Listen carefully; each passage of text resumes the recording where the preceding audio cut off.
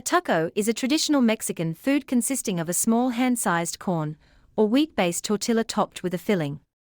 The tortilla is then folded around the filling and eaten by hand.